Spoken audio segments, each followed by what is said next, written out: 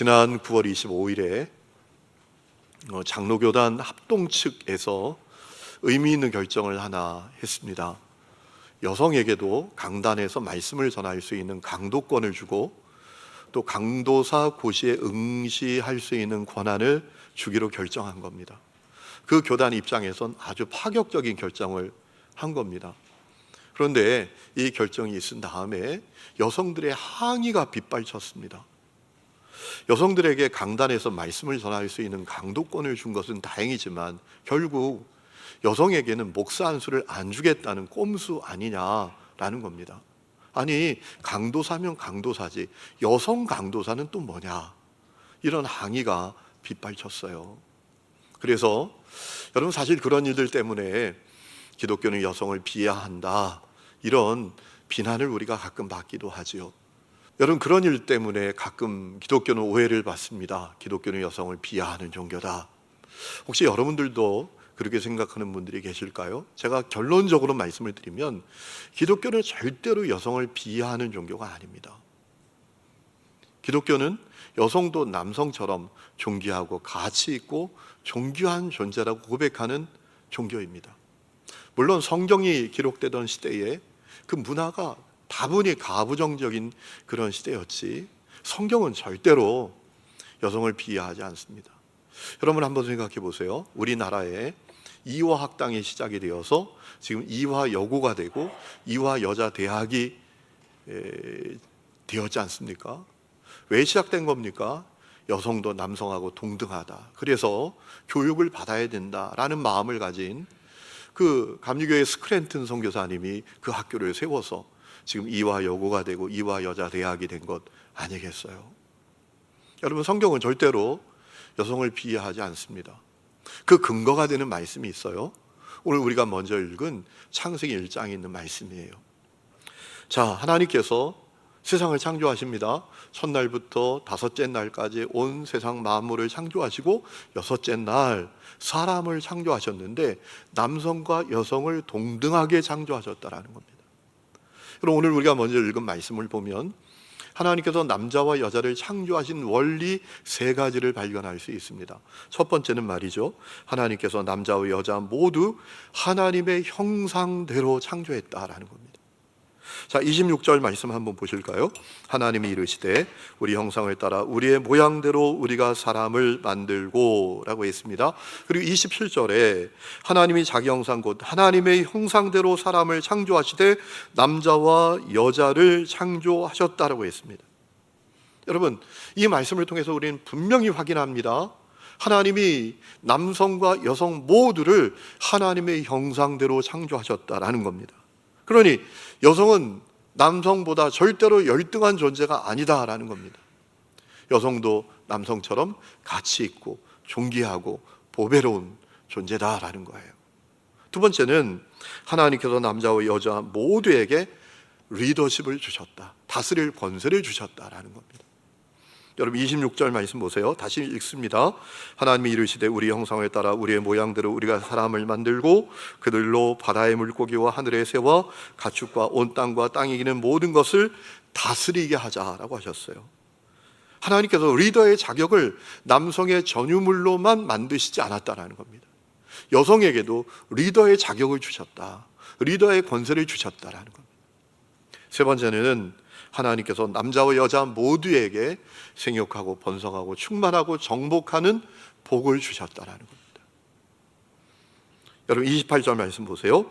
하나님이 그들에게 복을 주시며 하나님이 그들에게 이르시되 생육하고 번성하며 땅에 충만하라, 땅을 정복하라 라고 하셨어요. 자, 그런데 이 복이 실현되기 위해서는 여성의 존재가 결정적입니다. 특별히 생육의 복을 위해서. 여러분, 생육이라는 게 뭐죠?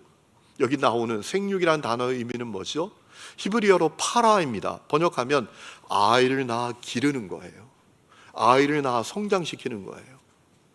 여러분, 그러기 위해선, 그 복이 실현되기 위해선 여성의 존재가 결정적이지 않습니까? 여성 없이 아이가 출생될 수 있습니까? 여성 없이 아이의 육아가 제대로 될 수가 있습니까? 절대로 그렇지 못하죠.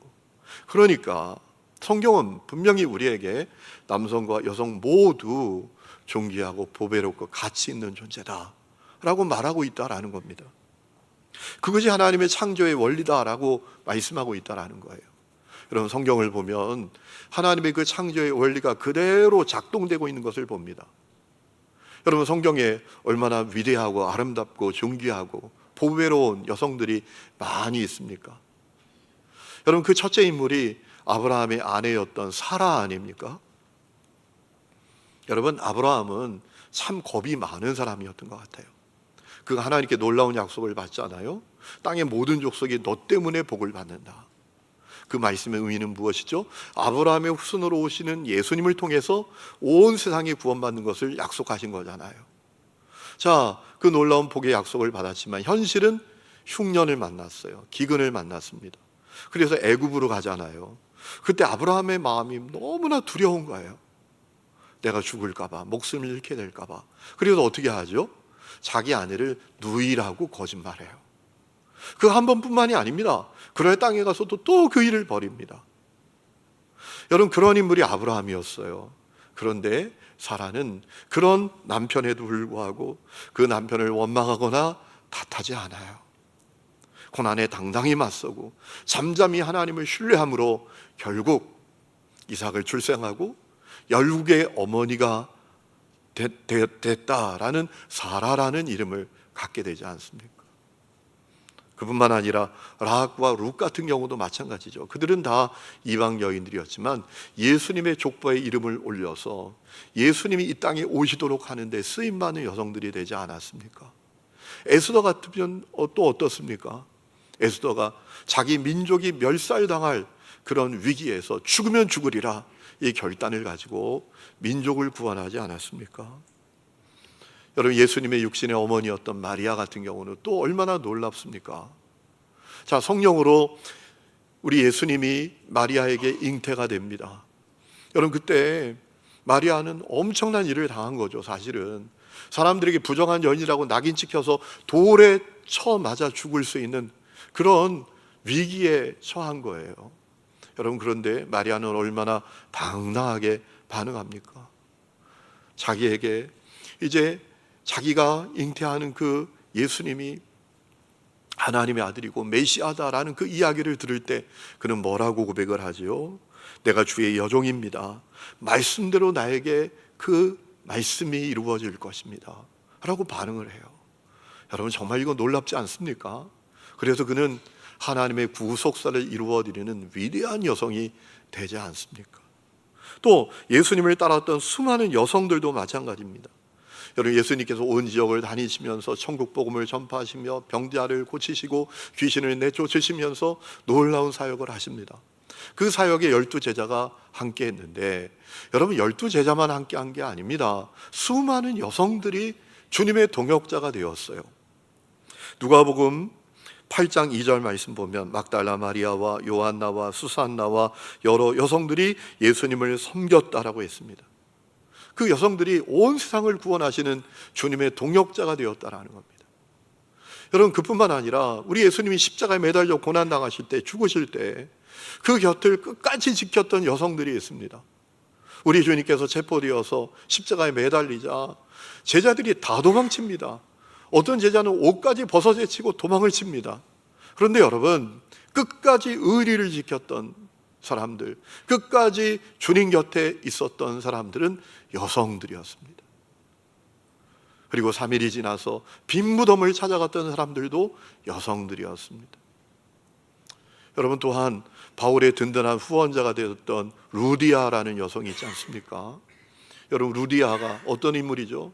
바울이 원래는 아시아에서 복음을 전하려고 했는데 성령께서 그를 유럽으로 건너가게 하시지 않았습니까? 그때 바울을 만나서 복음을 믿고 구원받았어요. 루디아는 자기 집을 교회로 내놓습니다. 그리고 이후에 빌립보 교회의 주역이 되고요, 그는 바울의 든든한 후원자가 되었습니다. 여러분, 바울의 이방 선교는 루디아가 없었으면 가능하지 않았을지도 모릅니다. 여러분, 성경에는 정말 보배롭고 아름답고 존귀한 여성들이 가득합니다. 자, 그러면 어떤 사람들은 저에게 이렇게 질문할 수도 있어요. 목사님, 모르는 얘기 하시네요. 아니 창세기 3장을 보세요. 거기 보면 아니 여자가 남자가 여자를 다스리라고 하셨잖아요. 하나님이 여성을 비하하는 거 아닙니까 그거? 실제로 여러분 창세기 3장 16절에 이런 말씀이 있죠. 또 여자에게 이르시되 내가 내게 임신하는 고통을 크게 더하리니 네가 수고하고 자식을 낳을 것이며 너는 남편을 원하고 남편은 너를 다스릴 것이니라. 하나님의 말씀이죠. 아담과 하와가 선악과 따먹고 범죄했습니다. 그때 하나님께서 하와에게 하신 말씀이잖아요. 여러분 그런데 우리가 잘 기억해야 될 것은요, 이 말씀은 여성을 비하하는 말씀이 아니에요. 남자가 여자를 다스린다 이 말씀은 여성을 비하하는 말씀이 아니라 선악과 사건으로 말미암아 남성과 여성의 관계가 갈등과 대립과 대결의 관계로 타락하고 만 것을 말씀하신 내용이에요. 여러분 타락하기 전에 에덴 동산에서 아담과 하와는 서로 벌거벗었어도 문제가 없었어요. 아주 친밀하고 하나된 관계였어요. 그런데 그들이 범죄하고 타락하자 어떻게 됩니까? 서로 갈등하고 대결하고 대립하는 그런 관계가 된 것을 말씀하신 내용이에요. 여러분 공동 번역이 창세기 3장 16절을 뜻을 잘 살려서 번역했는데요, 이렇게 번역했습니다. 잘 한번 보세요. 그리고 여자에게는 이렇게 말씀하셨다. 너는 아기를 낳을 때 몹시 고생하리라. 고생하지 않고는 아기를 낳지 못하리라. 남편을 마음대로 주무르고 싶겠지만 도리어 남편의 손아귀에 들리라. 여러분 범죄하고 타락하여 벌어진 결과는 그렇게 친밀하고 그렇게 하나된 남녀의 관계가 서로를 손아귀에 넣으려고 하고 서로를 지배하려고 하는 그런 관계가 된 것에 대해서 하나님 말씀하신 거예요. 이쯤 되면 어떤 부분은 아주 안심하는 분들이 있죠. 아, 그래서 우리가 집에서 그렇게 부부끼리 싸우는 거구나. 아, 부부싸움 하는 거 이제 죄책감 갖지 말아야지. 이런 생각하는 분들이 여러분 가운데 혹시 있으세요? 절대로 그렇게 생각하시면 안 됩니다. 그 얘기는 예수님 모르는 사람들의 얘기입니다. 저 세상 바깥에 있는 사람들의 생각입니다. 왜냐하면 우리는 예수 십자가 복음을 믿고 새로운 피조물이 되었다라는 겁니다. 아멘이십니까? 새로운 피조물이 됐다라는 것은 뭘 말하는 겁니까? 내가 하나님의 형상을 회복하게 되었다라는 겁니다. 사람이 전적으로 타락한 결과는 하나님의 형상을 잃어버렸습니다. 하나님과 분리되게 되었습니다. 그러나 십자가 복음 믿고 하나님의 형상이 회복이 됩니다.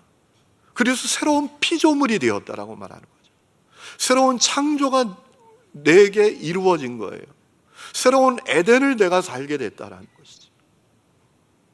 그렇기 때문에 그리스도인들의 부부관계는 갈등하고 대립하고 또 대결하는 관계가 아니라 서로 이해하고 용납하고 덮어주고 사랑하는 그런 관계가 되어야 한다라는 거죠.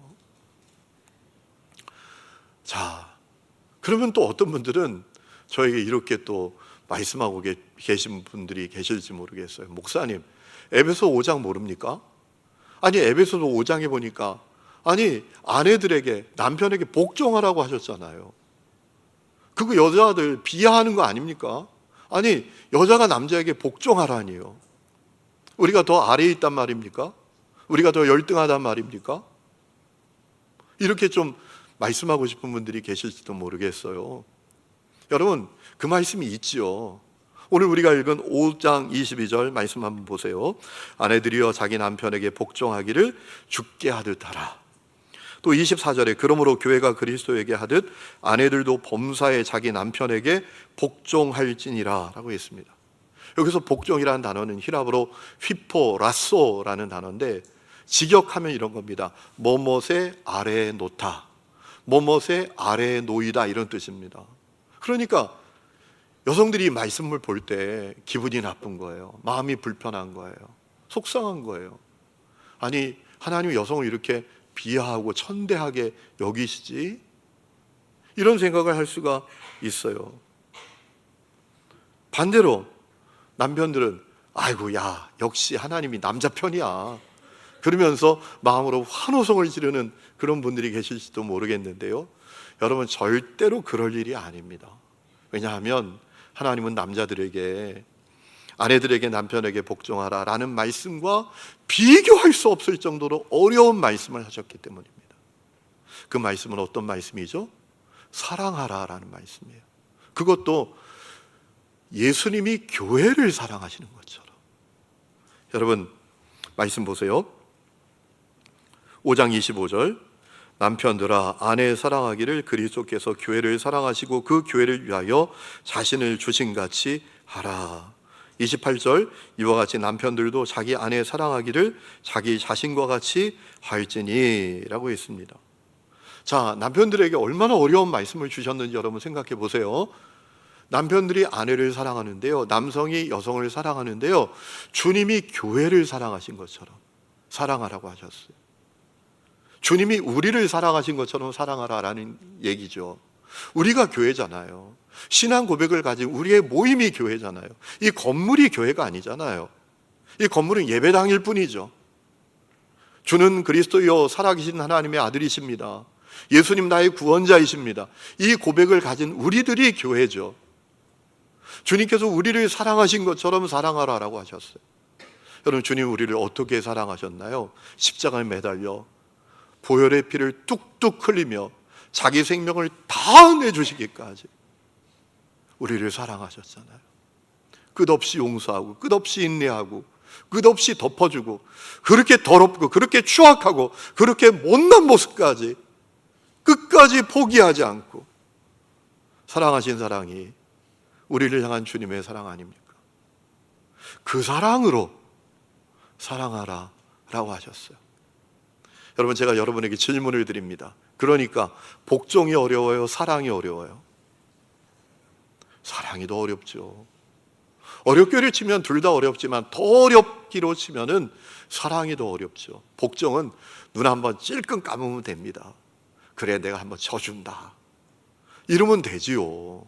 그런데 주님께서 교회를 사랑하신 것처럼, 나를 사랑하는 것처럼 사랑하는 것은 정말 쉬운 일이 아니에요.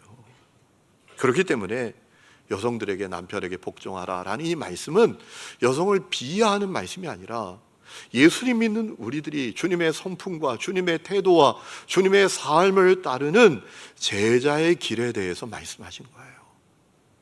여러분, 하나님께서 예수 믿고 구원받은 남성과 여성 모두에게 요청하시는 것이 있어요. 그것은 우리가 주님의 제자가 되는 겁니다. 마태복음 28장 말씀을 보면 주님께서 제자들에게 뭐라고 말씀하십니까? 너희는 가서 모든 족속으로 제자를 만들어라.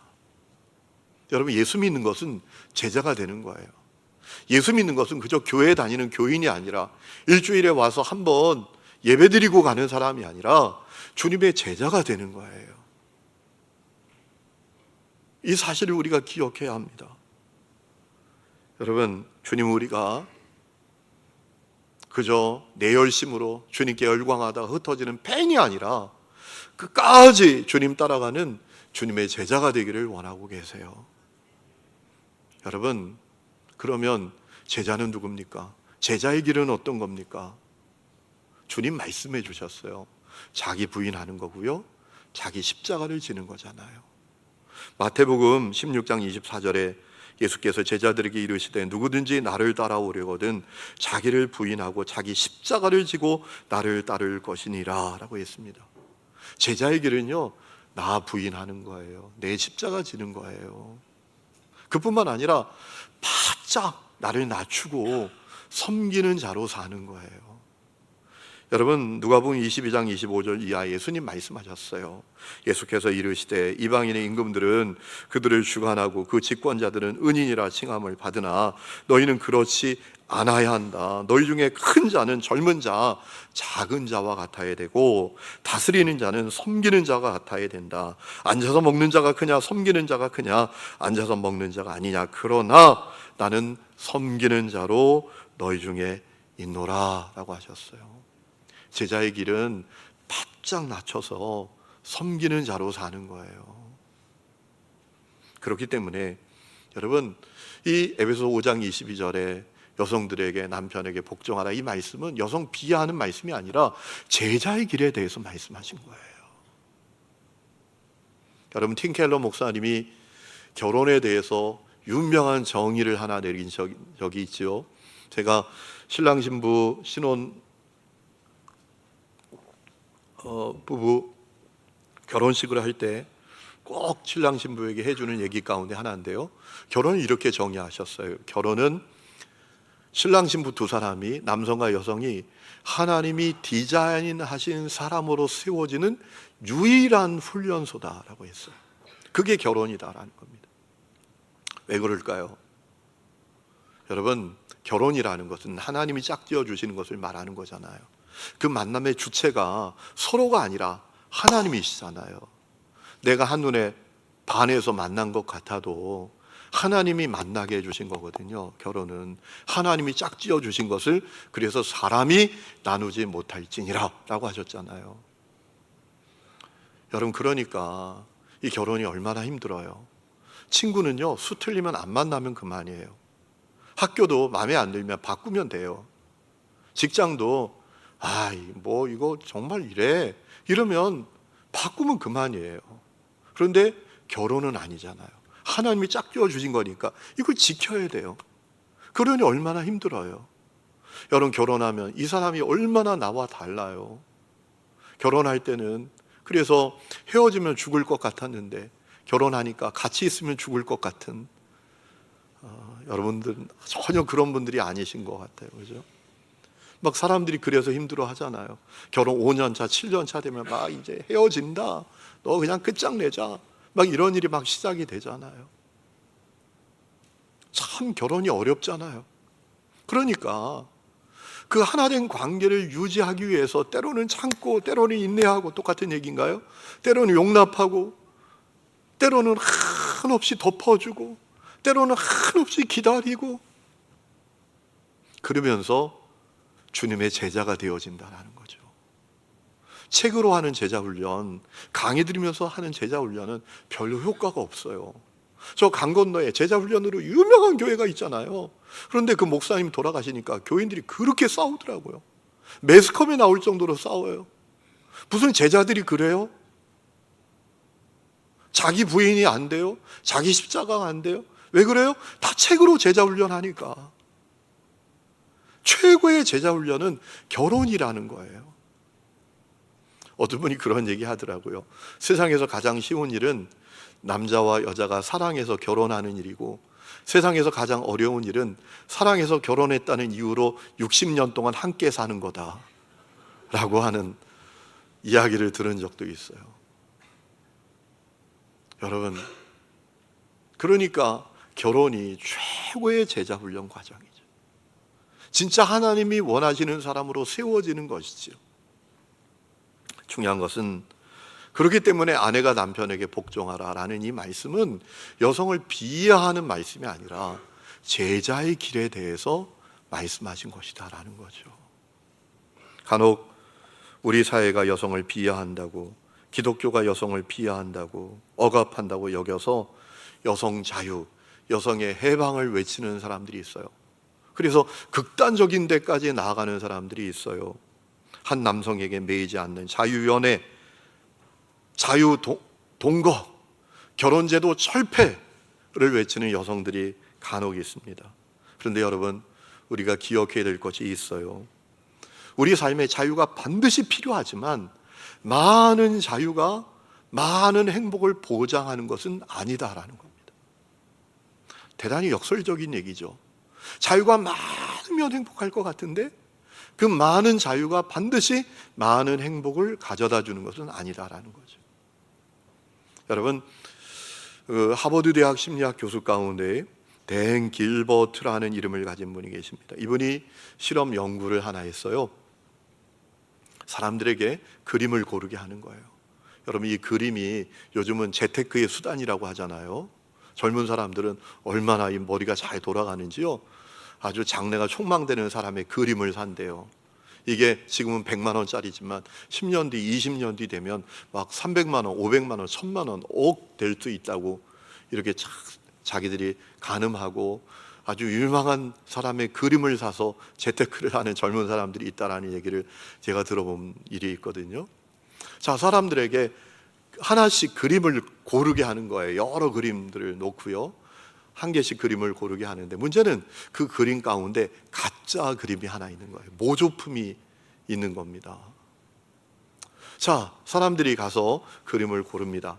그때 어떤 사람들에게는 이렇게 얘기해 주는 거예요. 혹시 마음이 바뀌면 며칠 뒤에 와서 그림 바꿔가도 돼요. 이렇게 얘기를 한다라는 거예요. 어떤 사람들에게 그렇게 얘기하지 않고 어떤 사람들에겐 그렇게 얘기한다라는 거죠. 그때 누가 더 행복해 하냐라는 거예요. 그걸 연구했더니 얘기를 들은 사람들이래요. 혹시 그림을 이거 고르셨는데 생각이 바뀌면, 마음이 바뀌면 다시 와서 그림 바꿔가도 돼요. 요 얘기를 들은 사람들이 훨씬 덜 행복하더라라는 거예요. 무슨 얘기입니까? 무제한의 선택의 자유보다 명확한 책임에서 행복이 나온다라는 겁니다. 여러분, 자유연애, 자유동거가 더 많은 행복을 가져다 주지 못한다라는 얘기입니다.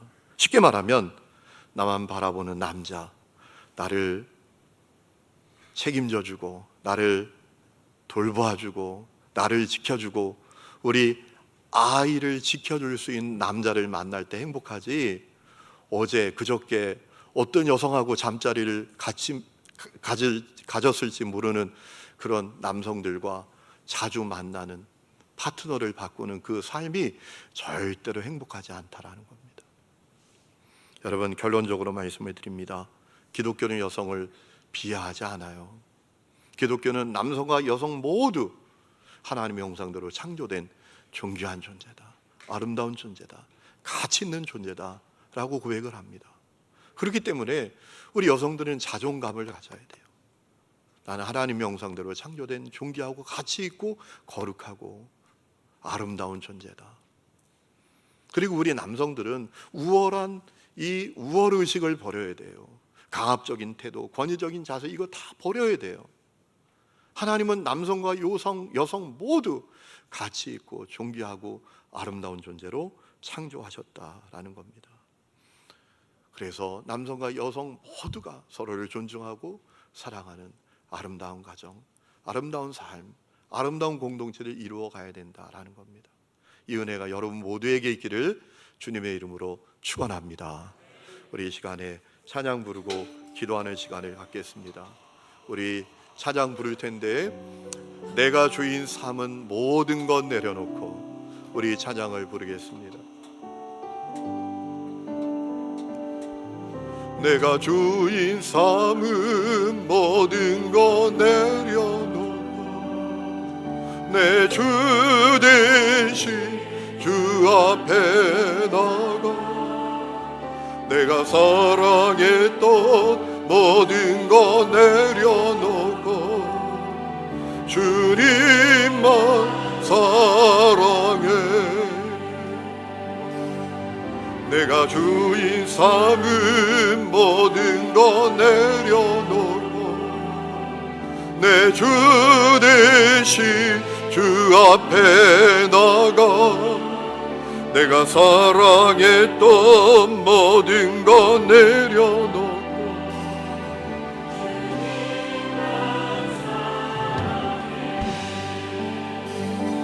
주 사랑 거친 풍랑에도 깊은 바다처럼 나를 잠잠케 주 사랑 내 영혼의 반석 그 사랑 위에 서리 내가 주인 삼은 모든 것 내려놓고 내 주 대신 주 앞에 나가 내가 사랑했던 모든 것 내려놓고 주님만 사랑해.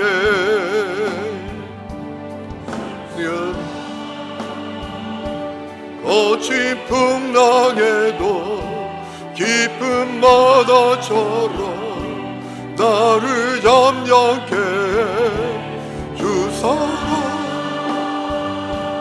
내 영혼의 반석 그 사랑 위에 서리. 주사랑 주사랑 거친 풍랑에도 깊은 바다처럼 나를 잠잠케 주사랑. 내 영혼의 반석 그 우리 다 함께 일어나서 찬양합니다. 다 함께 일어나서 찬양합시다. 주사랑 거친 풍랑에도 깊은 바다처럼 나를 잠잠케 주사랑. 내 영혼의 반석 그 사랑 위에 서리. 우리 짧은 시간이지만 한 1분 동안이라도 기도하고 돌아가는 시간을 가지면 좋겠습니다.